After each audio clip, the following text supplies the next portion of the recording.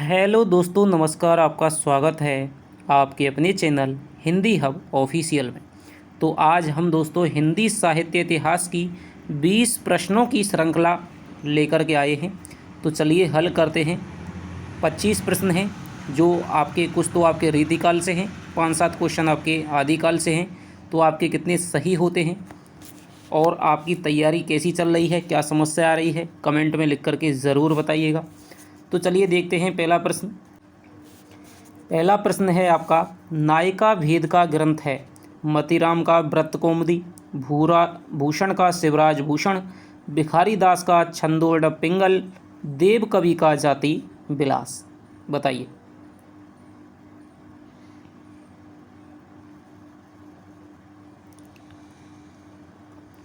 देखिए दोस्तों, इस प्रकार के जो प्रश्न है कि कौन सा किस प्रकार का ग्रंथ है, हालांकि ये बहुत ही मान लीजिए गहराई से हैं, लेकिन इनको आप अपनी समझ के आधार पे बहुत हद तक सही कर सकते हैं। क्योंकि एग्जामिनर इस तरह से प्रश्न देता है कि उसको यदि आप में थोड़ी सी भी यदि समझ है और यदि आपने अच्छे से पढ़ा है या सुना है दोस्तों, तो आप अच्छे से कर सकते हैं। इसमें कोई भी ज्ञान की इसमें ज़रूरत नहीं है। 2-4 प्रसिद्ध रचनाएं हैं, उनके बारे में आपको पता होना चाहिए। नायिका भेद का ग्रंथ है, मैंने आपको पिछली एक वीडियो है उसमें बताया था कि व्रत शब्द का जो अर्थ होता है वो होता है दोस्तों छंद। ठीक है, हिंदी में किसी भी रचना में रीतिकाल हो चाहे कोई भी हो, यदि वहाँ पर व्रत आ रहा है तो समझ लीजिए इसमें छंद वगैरह का वर्णन दिया गया है। या तो ये अलंकार संबंधित हो सकती है या फिर ये छंदों से संबंधित हो सकती है। तो इसमें यहाँ पर दे रखा है कि मतीराम का व्रत कौमुदी, इसका प्रमुख नाम है दोस्तों छंदसार संग्रह। एक क्वेश्चन हमने किया भी था। तो मतीराम का व्रत कौमुदी ये तो दोस्तों क्या है, छंदों से संबंधित रचना हो गई।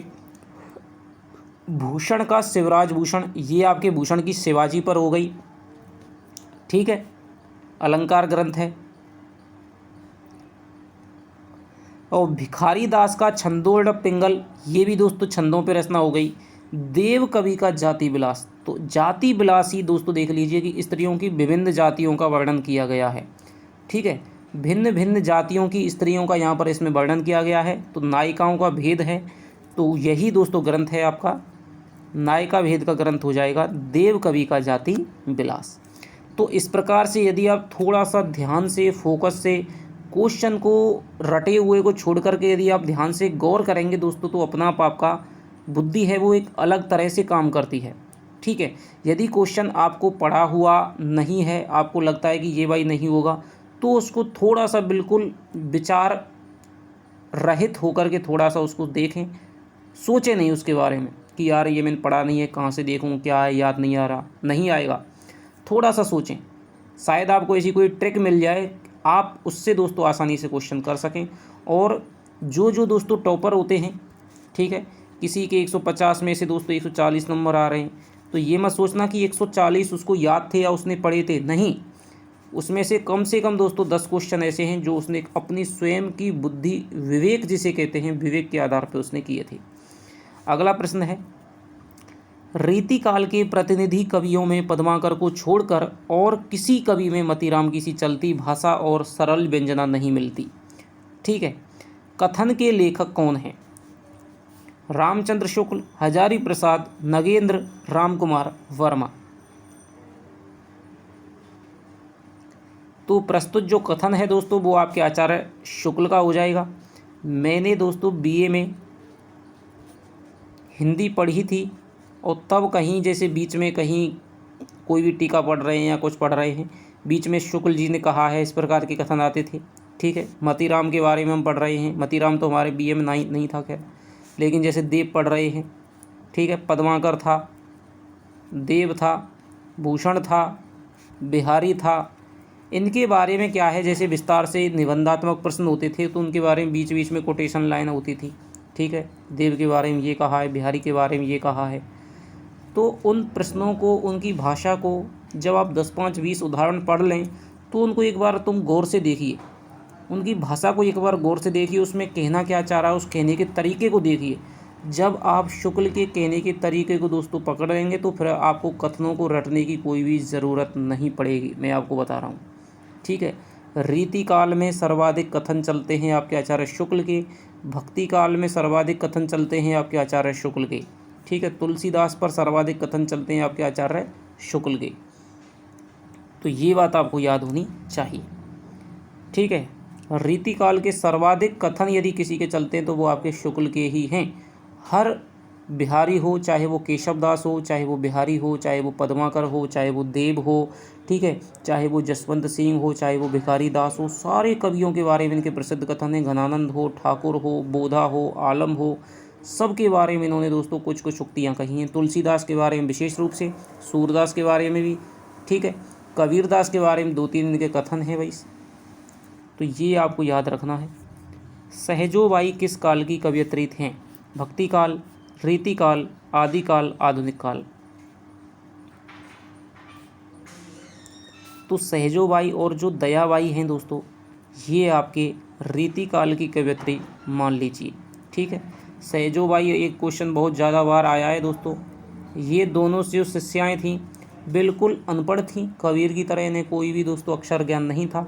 इन्होंने जो इनको लगा, जो इनकी भावधारा थी, स्वाभाविक रूप से इन्होंने अपनी काव्य रचना की है। तो सहजोबाई और दयाबाई बहुत बार पूछा जाता है किसकी शिष्याँ थी? चरण दास की शिष्याएँ थी। ठीक है, तो ये आपका प्रश्न हो गया। प्रकृति के नाना रूपों के साथ केशव का हृदय का सामंजस्य कुछ भी न था। प्रकृति के नाना रूपों के साथ में केशव के हृदय का सामंजस्य कुछ भी ना था। कथन के लेखक हैं विश्वनाथ प्रसाद मिश्र, लाला भगवान दीन, रामचंद्र शुक्ल, महावीर प्रसाद द्विवेदी।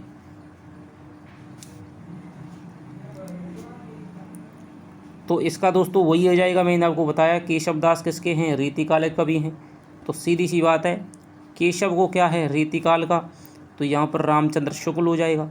ठीक है, एक इनके कहने में एक ऐसा अधिकार भाव रहता है कि भाई ये सबसे बड़े आलोचक हैं, तो सबसे बड़ी आलोचकता इनकी कथनों में झलकती भी है। ये आपको इनके कथनों को गौर से देखने पर दिखाई देगा। ठीक है, जब आप 10-5 कथन ऐसे देखेंगे तो फिर आपको इनके कहने का जो तरीका है, इनकी जो भाषा शैली है, वो अपने आप आपके अंदर है वो बैठ जाएगी और आप देख करके अनुमान लगा लेंगे कि हाँ भाई ये कथन है वो आचार्य शुक्ल का है। पद्माकर ने किसके अनुरोध पर हितोपदेश का अनुवाद किया था? भाव सिंह, सरदार अदाजी, प्रताप सिंह, राजा जयनाल।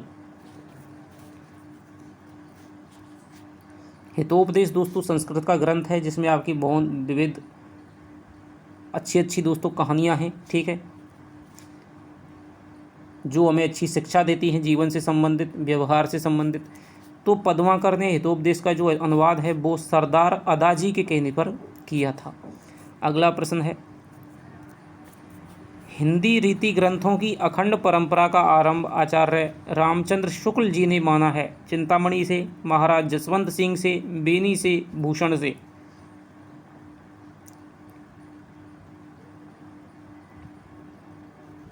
तो वही ये देखो, रीतिकाल के बारे में शुक्ल जी के कथन सर्वाधिक महत्वपूर्ण हैं। यदि रीतिकाल का कोई कवि है उसके बारे में कुछ कहा है, आपको नहीं पता है और आप तुक्का देना चाहते हैं, तो फिर आप आचार्य रामचंद्र शुक्ल ठोकिए। लेकिन कबीरदास है, कबीरदास पे आपने शुक्ल ठोक दिया तो 90% दोस्तों उसके गलत होने के चांस हैं। कबीरदास पे यदि आपको तुक्का देना है, ठीक है, हालांकि ये नहीं होना चाहिए, जो आपको पता है वही करो, लेकिन कई बार ऐसा होता है कि भाई 100 क्वेश्चन तो हमें करने ही हैं, इससे बिना तो कुछ नहीं है। यदि आप पे 90 ही आ रहे हैं फिर 10 क्वेश्चन पे तो आपको रिस्क लेनी पड़ेगी। तो फिर कबीरदास है उस पर हजारी प्रसाद द्विवेदी के ऊपर तुक्का दीजिए। ठीक है, बच्चन सिंह आ रहा जो विद्यापति पे है, तो विद्यापति पे आप किस पे दीजिए? हरवंश राय बच्चन जी का कथन है तो उस पर दीजिए। सिद्धों के बारे में कोई बात आ रही है, नाथों के बारे में, कुछ नाथों के बारे में आ रही है तो हजारी प्रसाद द्विवेदी हो गई। सिद्धों के बारे में बात आ रही है तो राहुल शंकरतैन हो गए। या फिर सिद्धों का जो विकास है, उसका जो शैली है, हिंदी साहित्य का आरंभ सिद्धों से लेकर के कोई ऐसी बात आ रही है तो फिर आप रामकुमार वर्मा को ले सकते हैं। पुरानी हिंदी ऐसा कोई शब्द आ रहा है तो आप चंद्रधर शर्मा गुलेरी को ले सकते हैं। प्राकृताभास हिंदी आ रही है तो आप आचार्य रामचंद्र शुक्ल को ले सकते हैं। तो इस प्रकार तुक्का देने के भी बहुत तरीके हैं और ये तुक्का देने की कला दोस्तों जब सब कुछ आप पढ़ लेते हैं तब ही जा कर के आती है। ठीक है, तो हिंदी रीति ग्रंथों की जो अखंड परंपरा का आरंभ रामचंद्र शुक्ल ने माना है वो चिंतामणि से माना है। 2018 में ये कथन आपका आ चुका है सेकंड ग्रेड में। देव माने जाते हैं? रसवादी आचार्य, अलंकारवादी आचार्य, रीतिवादी आचार्य, वक्रोक्तिवादी आचार्य। तो कवि जो देव हैं दोस्तों, तो ये देव हैं आपके रसवादी आचार्य, इनको शुक्ल जी ने माना है। ठीक है, क्योंकि कविता में और आचार्यत्व में दोनों में दोस्तों ये बराबर दिखाई देते हैं, इसीलिए विवाद चला था कि देव बड़े या बिहारी, बिहारी बड़े या देव।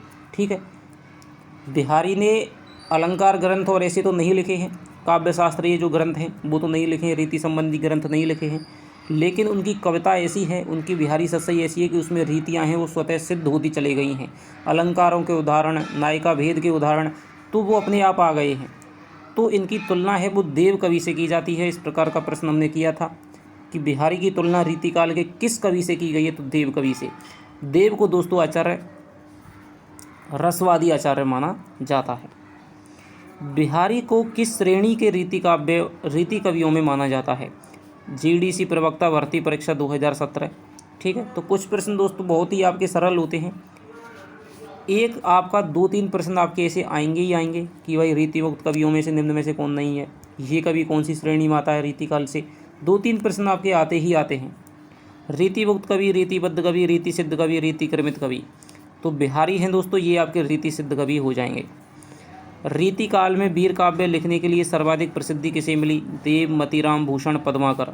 तो सर्वाधिक प्रसिद्धि है वो दोस्तों भूषण को मिली है। उसके बाद में पद्माकर ने भी वीर रस काव्य रचा है। सूदन हो जाएंगे, सूदन ने रचा है। इसके अलावा पंजाब के गोविंद सिंह हैं, उन्होंने भी रचा है। ठीक है, रीतिकाल के कवि रसलीन का लिखा ग्रंथ इनमें से कौन सा है? अंग दर्पण, यमुना लहरी, रस रत्नाकर, ब्रज विलास। तो एक क्वेश्चन हम कर चुके हैं पहले, आरपीएससी 2018 में, देखिए दोस्तों। ठीक है, तो रीतिकाल के जो रसलीन हैं उनका दोस्तों अंग दर्पण है। एक तो इनका अंग दर्पण पूछा जाता है। ठीक है, 3 बातें इनकी मुख्य रूप से हैं कि रसलीन का ग्रंथ कौन सा है? अंग दर्पण। अंग दर्पण किस कवि की रचना है? रसलीन की। इनका मूल नाम क्या था? सैयद गुलाम नबी खां था इनका मूल नाम। ठीक है, और साहब तीसरा इनका जो प्रश्न पूछा जाता है वो ये है कि रसलीन का एक दोस्तों दोहा है। ठीक है, अमिये हलाहल मद भरे, श्वेत श्याम रत्नार, और जियत मरत झुकी झुकी परत, जेही चितवत एक बार। ठीक है, तो ये जो दोहा है बहुत प्रसिद्ध है। ठीक है, आपको दिया जा सकता है कि अमिये हलाहल मद भरे किसकी है? तो ये रसलीन का दोहा है। बिहारी मत कराना इसमें। तो ये आपका हो गया अंग दर्पण। आगे चलते हैं। निम्न में से कौन सा कवि रीति मुक्त काव्यधारा का नहीं है? आरपीएससी 2018। रीति मुक्त काव्यधारा का नहीं है 4 कवि रट लीजिए। नंबर 1 हो जाएगा घनानंद, नंबर 2 हो जाएगा बोधा, नंबर 3 हो जाएगा ठाकुर, नंबर 4 हो जाएगा आलम। ठीक है, घनानंद की प्रेम का थी सुजान, बोधा की थी सुभान, आलम की थी शेख। ठीक है, ठाकुर का एक कवित है दोस्तों, सेवक सिपाही हम उन राजपूतन के, दान जुद्ध जोरबे में नैकु जो न मुर के, नीति देन वारे हैं मही के मही, पालन को हिये के विशुद्ध हैं सनेही सांच उर के। ठीक है, तो ये जो कवित है, ठाकुर कहत हम बैरी बेवकूफ़न के, जालिम दामाद हैं अदानियाँ ससुर के, और चौजिन के चौजी माह मौजिन के महाराज, हम कविराज पे हैं पे चाकर चतुर के। तो ये पंक्ति भी दोस्तों बहुत बार पूछी गई है कि सेवक सिपाही हम उन राजपूतन के किसका है, या फिर चौजिन के चौजी माह मौजिन के महाराज ये किसका है? तो ये आपके ठाकुर का प्रसिद्ध दोस्तों कवित है। आगे चलते हैं। इश्कनामा किसका काव्य है? बोधा, घनानंद, भूषण, केशवदास। तो इश्कनामा है दोस्तों वो आपके बोधा का है। ठीक है, निम्न कवियों में से ओरछा नरेश के दरबारी कवि, मंत्रगुरु और मंत्री कौन थे? प्राध्यापक, फर्स्ट ग्रेड 2018 में आया है। देव, केशवदास, चिंतामणि, भूषण। तो ओरछा नरेश जो दरबारी कवि थे वो थे दोस्तों केशवदास। इन्होंने ओरछा के दरबार में रह करके रामचंद्रिका की रचना की थी, और चांदी के दोस्तों पृष्ठों में इसको क्या है, विभिन्न राजाओं के यहाँ पर पहुँचवाया था कि भाई हमारे राजकवि ने ये राम पर रचना लिखी है, रामचंद्रिका। निम्न में से कौन सा ग्रंथ है वो चिंतामणि का नहीं है? काव्य विवेक, का कवि कुल कल्पतरु, काव्य विकास, कवि प्रिया। बताइए निम्न में से कौन सा ग्रंथ है वो चिंतामणि का नहीं है? काव्य विवेक, कवि कुल कल्पतरु, काव्य प्रकाश और कवि प्रिया। तो सीधी सी बात है दोस्तों, काव्य विवेक, कवि कुल कल्पतरु बहुत ही प्रसिद्ध ग्रंथ हैं और बार बार पूछे जाते हैं। एक है आपका कवि कुल कंठाभरण, वो है आपके दूल्हे का, एक ही ग्रंथ प्रसिद्ध है दूल्हे का, कवि कुल कंठाभरण। कवि कुल कल्पतरु हो जाएगा चिंतामणि का, याद रखना। काव्य विवेक चिंतामणि का, काव्य प्रकाश एक आपके संस्कृत में है, काव्य प्रकाश हो जाएगा मम्मट का, लेकिन यहाँ पर हिंदी की बात हो रही है तो यहाँ पर ठीक है चिंतामणि का भी ग्रंथ है काव्य प्रकाश। और एक हो जाएगी आपकी कवि प्रिया, ये आपकी कवि प्रिया, रसिक प्रिया, विज्ञान गीता, ठीक है, रामचंद्र का, ये सब आपके किसके हैं? केशवदास की है कवि प्रिया। ठीक है, ये इन्होंने अपनी प्रेमिका थी या फिर अपनी एक गणिका थी, वेश्या थी, राय प्रवीण। ठीक है, राय प्रवीण को शिक्षा देने के लिए इन्होंने कवि प्रिया की रचना की थी। इस प्रकार का प्रश्न हम पहले कर चुके हैं। प्रबोध पचासा के रचनाकार कौन हैं? भूषण, देव, पद्माकर भट्ट और रसखान।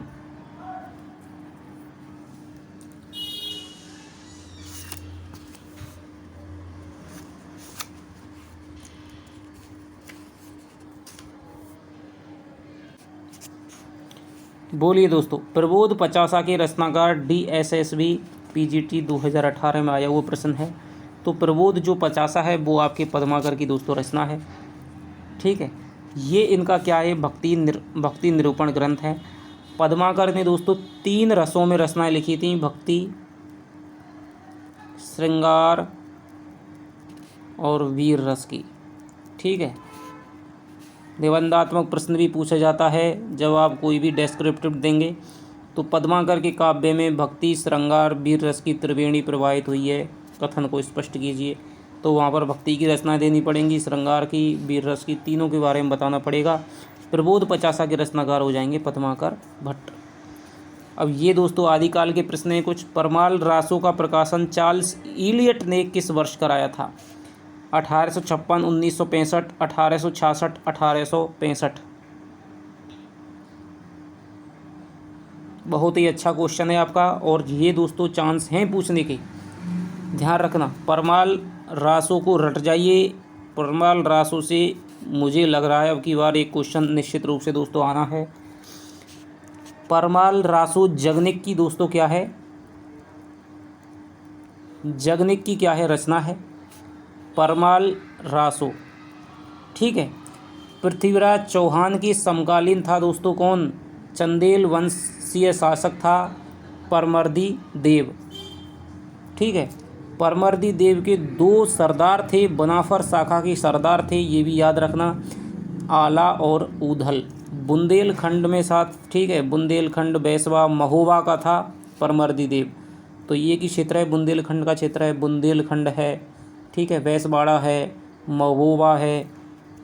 तो परमर्दी देव के 2 सरदार थे, आला और ऊदल। जब पृथ्वीराज चौहान ने युद्ध किया था, महोबा का युद्ध, तब उस युद्ध में ये लड़ते हुए वीरगति को प्राप्त हुए थे। इनकी शौर्य को देख करके, पराक्रम को देख करके इनके परमाल जगनिक ने इनके ऊपर रचना लिखी थी, जिसे क्या है? आला खंड कहा जाता है, परमाल रासु कहा जाता है।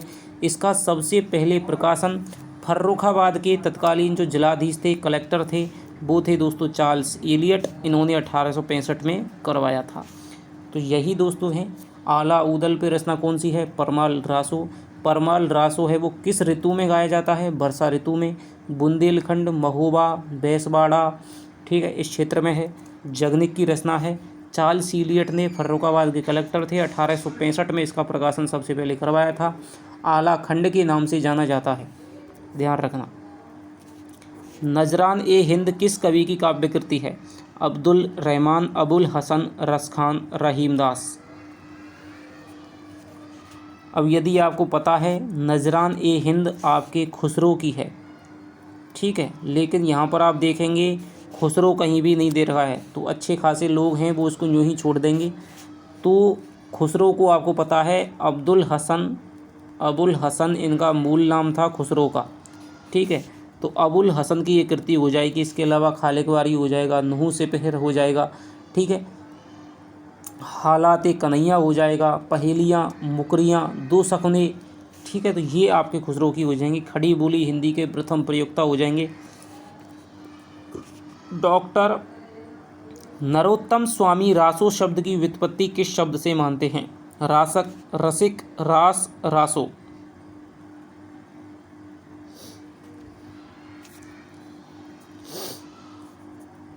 डॉक्टर नरोत्तम स्वामी रासो शब्द की व्युत्पत्ति किस शब्द से मानते हैं? रासक, रसिक, रास, रासो। तो नरोत्तम जो स्वामी हैं दोस्तों वो रसिक शब्द से रासो शब्द की उत्पत्ति मानते हैं। एक प्रश्न आपका यहाँ से निश्चित रूप से आएगा। एक तो रासो शब्द की व्युत्पत्ति है, ठीक है। आचार्य शुक्ल मानते हैं रसायन से, हजारी प्रसाद द्विवेदी मानते हैं रासक से, और सर्वाधिक दोस्तों जो मत है वो यहीं पर है। ये दोस्तों रसायन शब्द से इसलिए मानते हैं क्योंकि बीसल देव रासो में एक दोहा आता है कि संवत 1272 जेठ बदी नवमी बुधवारी और नाल्ह रसायन आरंभ ही शारदा तूठी ब्रह्म कुमारी। तो यहाँ पर ये समझते हैं कि भाई रसायन शब्द से रासो की उत्पत्ति है, रसायन शब्द ही आगे चल करके रासो बन गया। रासक शब्द से हजारी प्रसाद द्विवेदी मानते हैं कि रास का बन गया, रासक से रास बना, रास से रासू, रास से रासऊ, फिर जा कर के रासो बना। उसके बाद में रसिक शब्द से मानते हैं कौन?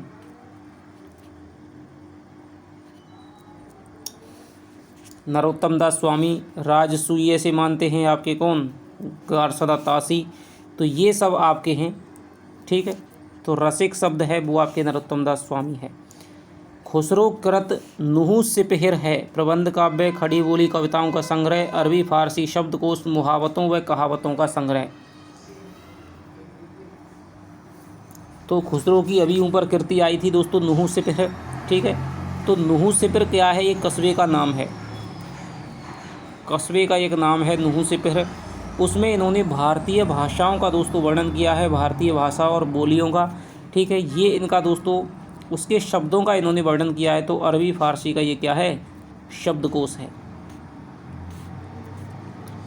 चारण साहित्य किस साहित्य का दूसरा नाम है? सिद्ध साहित्य का, नाथ साहित्य का, जैन साहित्य का, रासो साहित्य का। तो चारण साहित्य जितने भी दोस्तों चारण कवि थे वो आपके आदिकाल में थे, ठीक है। इसको चारण काल भी कहा गया है, ठीक है, ग्रियर्सन के द्वारा। तो चारण जो साहित्य है वो आपके दोस्तों रासो साहित्य को मूलतः माना जाता है।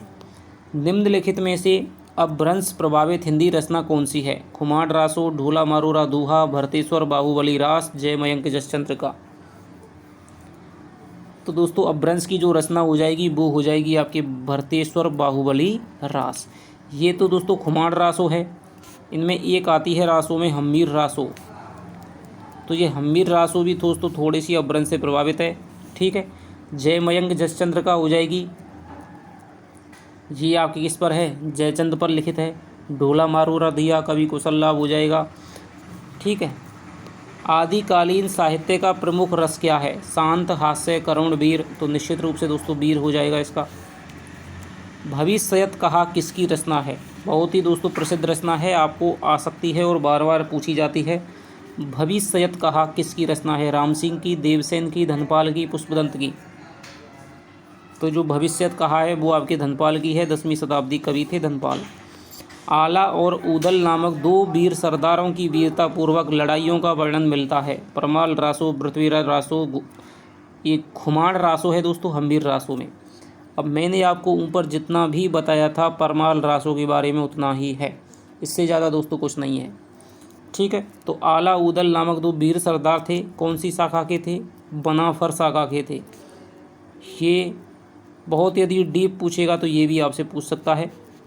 ये दोस्तों अच्छी अच्छी किताबों में नहीं है, ये केवल 11वीं 12वीं की किताब थी, उसमें ये दे रखा है बनाफर शाखा के थे, ठीक है।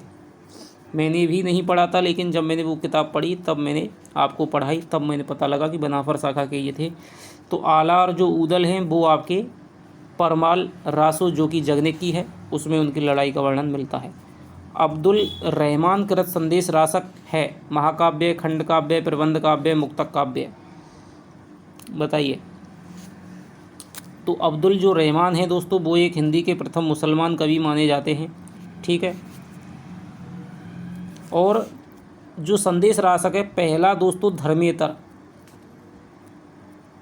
धर्मेतर यानी कि धर्म से इतर, अब तक हिंदू धर्म की रचनाएं, जैन वगैरह ऐसी रचनाएं चल रही थी, ठीक है, रासो चल रहा था, लेकिन पहली है दोस्तों संदेश रासक जो किसी धर्मेतर कवि की रचना है, धर्मेतर रचना है, ठीक है। ये आपकी एक खंड काव्य रचना है और इसमें क्या है, संदेश रासक है, इसमें दोस्तों श्रृंगार की रचना है, ठीक है, खंड काव्य है, अब्दुल रहमान द्वारा रचित है, 14वीं शताब्दी 13वीं शताब्दी का उत्तरार्ध और 14वीं शताब्दी के प्रारंभ की लिखी हुई ये कृति है। तो ये आप याद रखेंगे। ये हो गए दोस्तों आपके 25 क्वेश्चन। आपके कितने सही हुए हैं देखिए, ये मत समझना कि 100 क्वेश्चन कराओ, उससे दोस्तों कोई फ़ायदा नहीं है। 20 प्रश्न यदि आपके घूमते रहेंगे, यदि आप रोज़ करते रहेंगे दोस्तों, एक एक आपकी सीरीज़ है, 2 सीरीज़ है, वो आपके रोज़ करते रहेंगे तो अच्छा होगा। लेकिन 100 क्वेश्चन करेंगे उसमें दोस्तों क्या है, आप 100 क्वेश्चन तक पहुँचते पहुँचते ना आपका बिल्कुल जो दिमाग है दोस्तों वो ऐसा लगेगा कि छोड़ो पढ़ाई को, ठीक है। तो कम एक संग दोस्तों क्या है, ज़्यादा मत करिए, आराम आराम से चलिए, आराम आराम से चलने वाला और निरंतर चलने वाला ही दोस्तों मंजिल को प्राप्त करता है। तो ये बात आपको सोच लिए नहीं कि यार 200 की मैं तो 500 क्वेश्चन की भी एक साथ सीरीज बना सकता हूँ, जब मैं 20 की अलग बना रहा हूँ, ठीक है, 25 की अलग बना रहा हूँ, तो उसको मैं एक ही बना दूँ ना वीडियो। हर वीडियो को मुझे अपलोड करना पड़ रहा है, सब चीज़ में दोस्तों टाइटल टैग डिस्क्रिप्शन हर चीज़ में लगाना पड़ रहा है, तो मुझको तो सुविधा हो जाएगी, लेकिन फिर भी मैं 20 क्वेश्चन की क्यों बना रहा हूँ। मुझे पता है कि 500 क्वेश्चन की बना दूंगा तो उससे कोई भी दोस्तों फ़ायदा नहीं होने वाला है, ठीक है। कईयों ने चैनल है वो सब्सक्राइब नहीं कर रखा है, यदि मैंने आज 500 की बना दी तो वो आज निकल गई, उनको पता ही नहीं पड़ेगा। तो 20 से क्या है कि रोज़ इनको नोटिफिकेशन जाते रहते हैं, तो रोज़ इनके क्या है थोड़ा सा फ़र्क पड़ता है कि यार हम ले नहीं रहे हैं, वीडियो आ रही है। तो यदि आपने अभी तक हिंदी अब ऑफिशियल के टेलीग्राम ग्रुप को ज्वाइन नहीं किया है तो ज्वाइन कर लीजिए, डिस्क्रिप्शन में उसका लिंक है। और यदि आप अभी दोस्तों चैनल पे नए हैं तो प्लीज़ दोस्तों सब्सक्राइब कर लीजिए, इसमें कोई फ़ायदा नहीं है, आपका ही दोस्तों फ़ायदा है। जब तक आपकी परीक्षा है तब तक तो कम से कम आप सब्सक्राइब कर सकते हैं। और वीडियोस दोस्तों आ रही हैं, ज़्यादा वीडियोस नहीं आती हैं, 1-2 वीडियोज ही आती है, तो आप उसको निरंतर देखिए, कंटिन्यूटी बना के रखिए। चलिए तो आपसे मिलता हूँ नेक्स्ट वीडियो में, तब तक के लिए दोस्तों बाय बाय, जय हिंद, जय भारत।